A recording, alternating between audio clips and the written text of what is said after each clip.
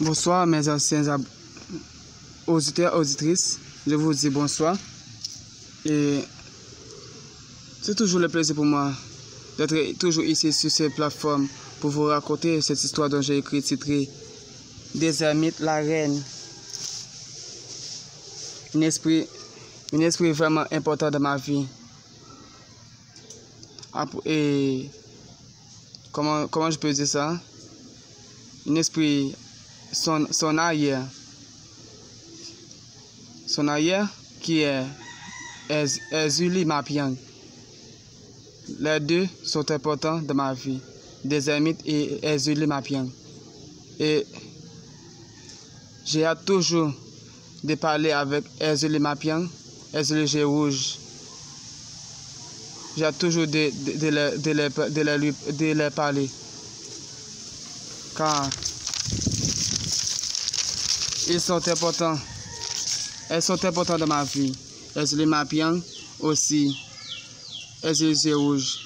Et pour cela, j'ai choisi d'écrire une histoire sur la reine des ermites pour montrer sa grandeur et pour montrer comment elle se manifeste à travers le pays, comment elle se fait des miracles pour les gens qui vivent en Haïti. Donc je vais vous prendre le temps d'écouter cette histoire dont j'ai écrit titrée Des ermites, la reine, pour comprendre ce qui va passer à travers cette histoire et tirer quelque chose de positif à travers cette histoire. Je vous montre la grandeur de ces ermites, comment elles s'éliminent les mafias et les énergies négatives qui se retrouvent à travers les mafias, comment elles s'éliminent cela.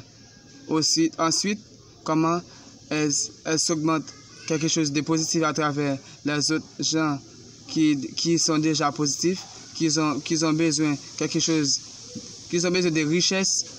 Et bien, alors, elle donne ces richesses à eux. Elle fait beaucoup de miracles à travers cette histoire. Donc, je vous laisse ici pour suivre cette histoire attentivement et compréhensif. Et n'hésitez pas à partager cette histoire pour moi. N'hésitez pas d'abonner, n'hésitez pas d'apprécier aussi. Et j'aime de partager, commenter, abonner. Et vous savez tout ce que vous avez à faire. Abonner, partager, commenter, apprécier. D'accord? Je vous laisse ça. Je commence avec la partie 16. Et garçon, tu sais à qui tu trafiques? Demande-t-il Cartel. Bien sûr.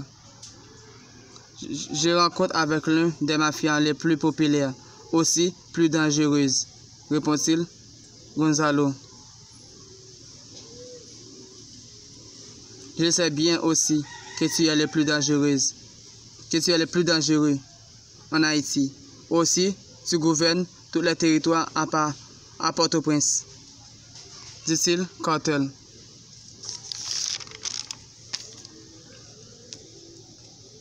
Bien sûr.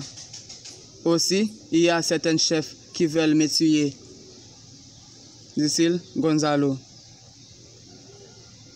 T'inquiète pas. Je vais vous donner des renforts afin que personne n'arrive à vous toucher. Finissons avec ce sujet. Passons avec les choses les plus importantes, dit-il Cartel. Où est mon marchandise? Demande-t-il Gonzalo. D'abord, où est mon sac de fric? Dit-il Cartel.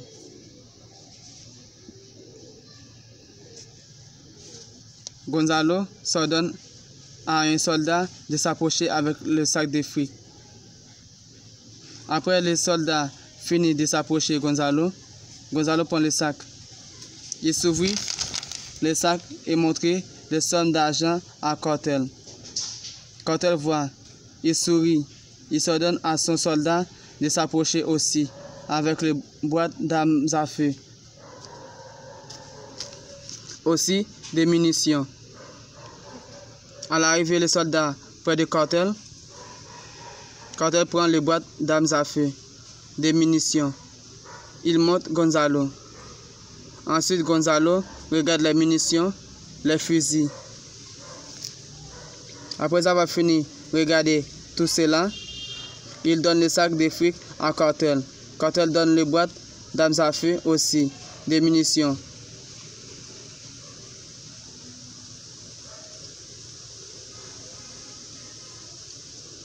Ensuite, il serre la main, s'embrasser, il partit après avoir fini de trafiquer. Quelques minutes, Carlos, son soldat, partit de l'affrontement. Après que Carlos avait tiré vers Agarou.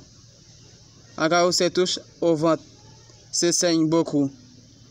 D'autres aussi. Carlos, son soldat, se rentre dans son territoire.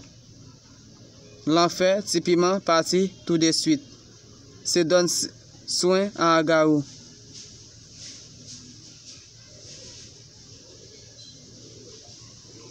Demi-heure de temps, Sophora, Paul, apprend sur le réseau qu'Agarou se touche aux affrontements entre le groupe de Gonzalo.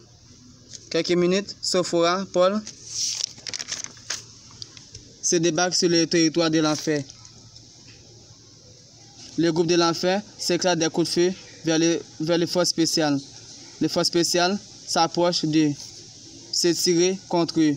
Des soldats de l'enfer morts, d'autres blessés. Typiquement s'échappent à la main de la police. Ensuite, les forces spéciales s'attachent à l'enfer. Agarou, d'autres, et il partit avec eux. Après Gonzalo avoir arrivé dans ce territoire, s'est donné des pistolets nouveaux à ce soldat, aussi des grands fusils puissants. Après avoir fini de partager cela, il se regarde les infos sur YouTube. Il voit que la police s'arrête à Garou, aussi l'enfer. Il est content. Carlos lui a appris aussi qu'il avait tiré sur Agarou dans un affrontement dans sa vente. Sophora écrit un article sur le réseau. Gonzalo, je reste que toi pour t'amener derrière le barreau avec tes chiens. Quelques jours plus tard, Cartel renforce l'armée de Gonzalo. Gonzalo devient plus puissant. Sophora, Paul pense pour d'autres plans pour s'attaquer ces forces que Gonzalo vient d'avoir. Dans l'après-midi, Sophora, l'inspecteur, la force spéciale se débarque dans le territoire de Gonzalo. Des coups de feu s'éclatent.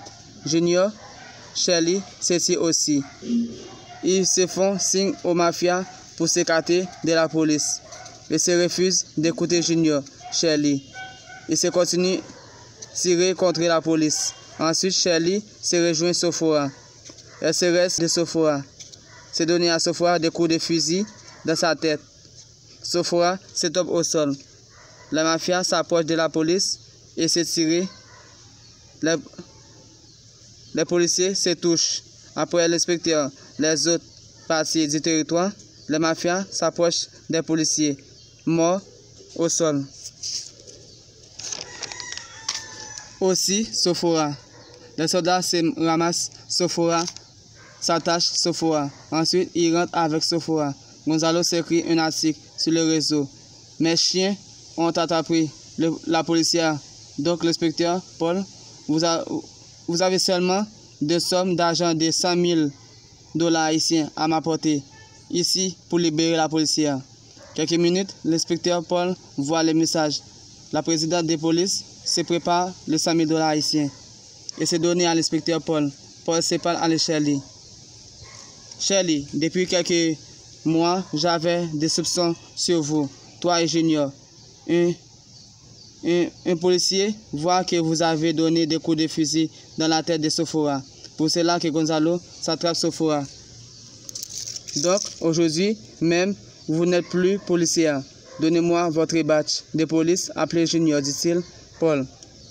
Shirley se donne son badge, son pistolet. Junior arrive. Paul ordonne à Junior de donner son badge aussi, son fusil. Junior se donne son badge, son pistolet. Ensuite, Paul s'attache le bras de Shirley.